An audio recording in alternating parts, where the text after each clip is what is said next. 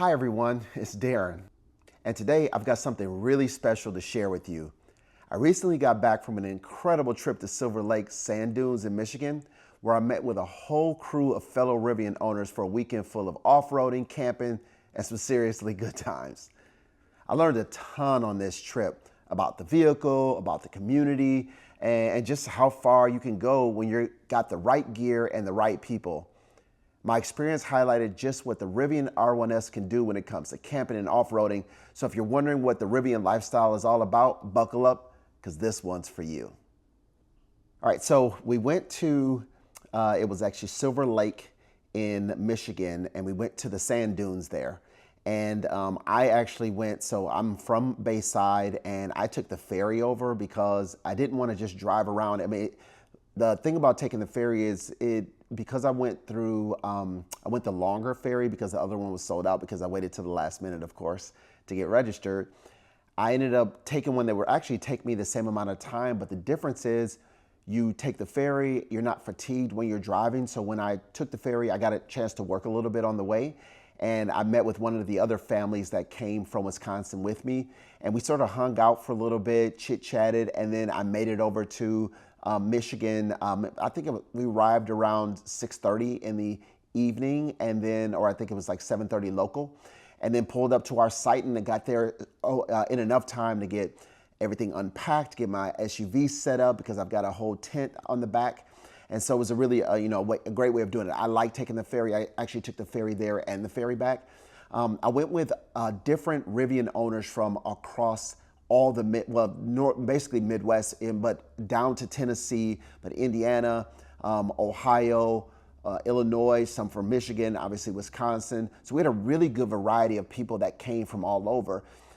Who are we? There's just, it's a very eclectic group. There were, there's white owners, black owners, Jewish, you just about name it. There's a little bit of everything. It was all organized by John Lawson from the Ohio Rivian Clubs of America.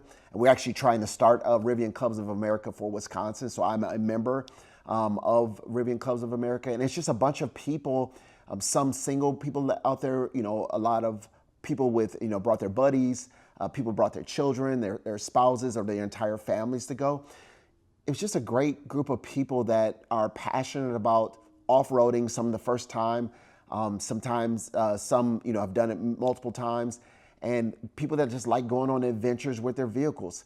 Some people like to take, you buy a vehicle that can do all this stuff, but you never take it off road. This community decides to take their stuff off road. So I've got a Napier SUV tent. And so what that tent allows me to do is basically, because I have I have the R1S, which is the SUV version. So I actually sleep inside my Rivian. And then when I close the door, basically my SUV tent allows me to set up basically a kitchen, a living room. So I've got basically one bedroom that I can set up, and I've got my cooler out there, so my refrigerator's out there, my stove, all those things are out, and it's basically an extension of the vehicle. What I like to do when I'm there is, so I am relatable bougie, so I like to glamp, but relatable. Like, I'm not above everybody, everybody's available for me, everybody, I'm relate to everybody, you're good to go, but I like my stuff to be right. So I'll have the AC on while I have the backup AC on going, so I can keep the tent nice and temperate. But I brought with me I like a charcoal grill. So I brought that with me, and I would like to show you guys what I did. I thought it was really cool how to be able to bring all your charcoal equipment in a way that you can burn it there, but that's for another video. So that was nice. And then I have an espresso maker. And I've got a frother for the milk. So I was able to do full lattes, cappuccinos, and actually, a couple of my neighbors actually came over and got one. So I have that available. So and with a refrigerated cooler, I have an Anchor cooler. I'm able to keep things frozen in there if I want. So I brought my milk, I brought water, some juice. I've brought meat in the past. Actually, I brought I brought brats to cook.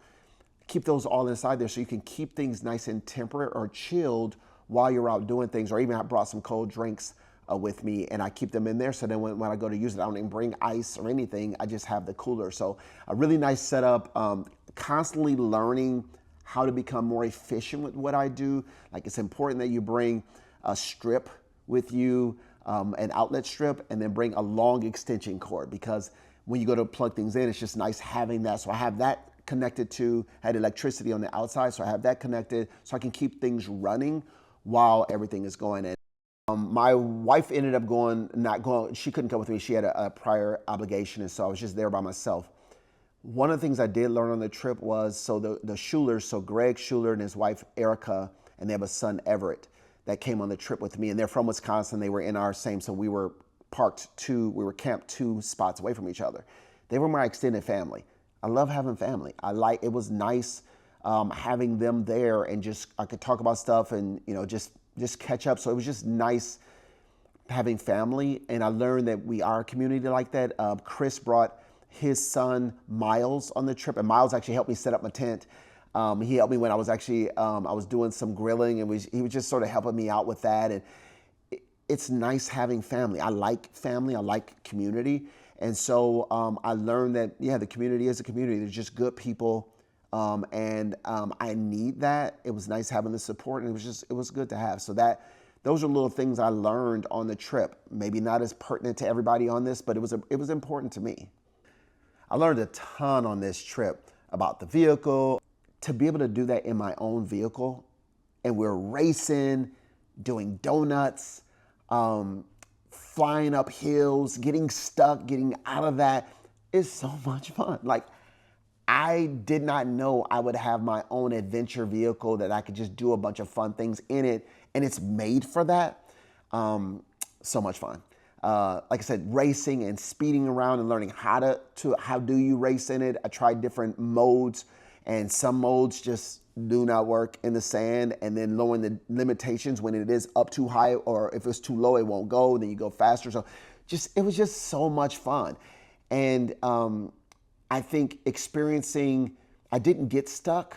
Last time I went through a water, and sort of was like, oh, I think it was a little scary because I was going through the water, and then I sort of veered off because I thought I was gonna get stuck. I didn't, but it's just so much fun. And you feel a little bit nervous sometimes. You're like, ooh, is this capable? And speed is your friend. I learned that, which I love speed, and speed, not the drug speed. I'm talking about going fast.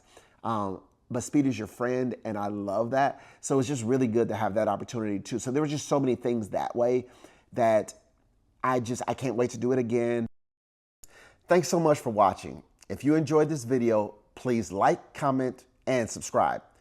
We've got more to come, including reviews of Rivian gear, more adventure, and behind the scenes stuff that will help answer your Rivian questions. This has been such a great vehicle for me, and I know it will be a great vehicle for you. And if my videos help you decide to buy, use my Rivian referral link in the description below. Thanks for watching, and of course, thank you for supporting.